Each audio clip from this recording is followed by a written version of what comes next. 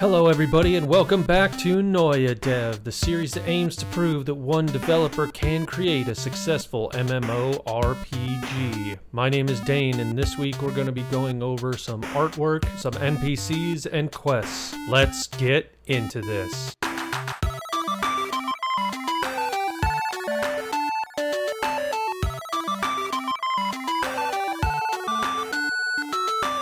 One of the biggest hurdles I've had to overcome in this journey as a solo developer is finding good art for my game. While I have jumped around a couple of different artists when it came to world design and world tiles, I eventually settled on one that I liked and even commissioned one from him, that being Clockwork Raven and the Underworld tile set. I really enjoy his tile sets and the way that they come together. Their aesthetic is almost exactly what I wanted for Noia, and it made it very easy for me to settle on him for the world design artist going forward. Finding art for the player model is a bit harder, considering that the player model is not exactly custom. It is a very unique shape. And anything that I find online that can give inspiration for cosmetic items for the character has to always be tweaked and redone and remodeled for the player model. That I knew going into this. I was going to have to be willing to model numerous different pieces of equipment for the player character, and that's just something that I have to live with going forward. Now, something that I am quickly learning is that sprites for monsters are a lot harder to come by. There are a lot of very talented artists out there that put out some very, very good content. The problem is a lot of it doesn't fit the theme that Noia is trying to go for, where it's either too dark or too intricate, too big. Who would have thought it would be so difficult to find an artist that has already drawn all the art that I would ever need for a game that doesn't exist yet? Another interesting phenomenon that I've run into is that most pixel artists actually draw all of their art from the side profile and completely negate the up and down facing profile of the sprites. I completely understand this. It is, 3 times the work to do this. It's just an interesting thing that I've run into where up and down perspectives are almost completely non-existent. So that leaves it up to me to make up for the lack of sprites on a lot of the monsters. So that's what you're seeing me do here, is essentially take the initial side profile sprite and attempt to A, animate it, and B, animate it in multiple different perspectives, the side, the top, and the bottom profile. And while I've said this many times, an artist I am not, I have been picking up on tips and tricks from a few of my other buddies here in Discord. As it stands, we have a couple of skeletons and this worm monster and a couple of floating skull and a will-o-wisp here that will all serve to flesh out the monster requirement needs of the Underworld map. If and when Noia launches to great success, probably the first thing I'll do is hire a full-time artist to go back and do an art pass over everything that I've done so far and make it look way better.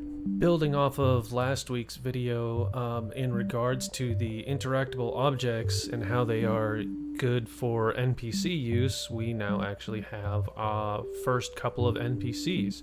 We have Dan the Skull and this ghost lady who was supposed to kind of look like something like the Grudge or from the kid from The Ring, but ended up looking like an emo lollipop.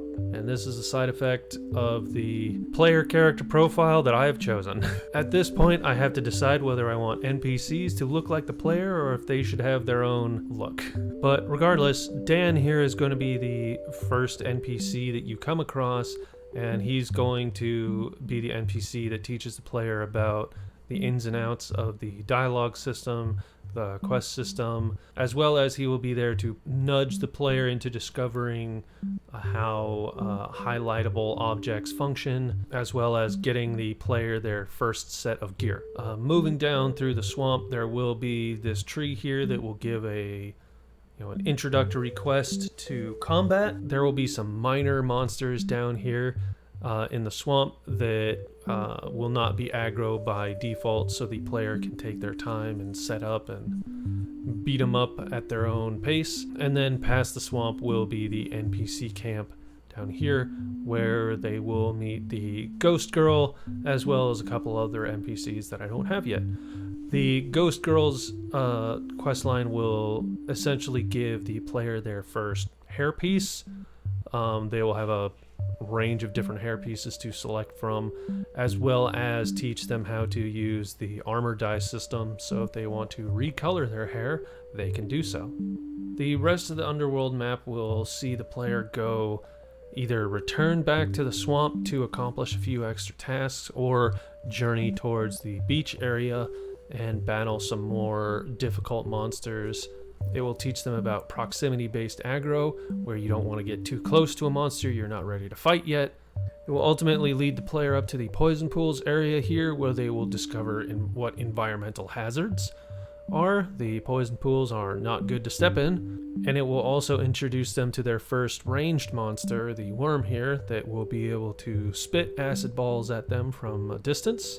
And it's also in the poison pools area here that they will run into their first dungeon. While I have nothing to show for the dungeon here, this dungeon is 100% optional. It will give the players an opportunity to group up and tackle a small dungeon, maybe 10 to 15 minutes long, with a minor boss at the end of it. Up until this point, the player will be using basically rusted equipment, and this dungeon will offer them their first quote-unquote real piece of equipment. Regardless of whether the player decides to go through the dungeon or not, progressing through the underworld storyline will eventually lead them up to the throne room here, where they will meet the Queen of the Dead and be let out of the underworld with a few stipulations that the player may or may not like.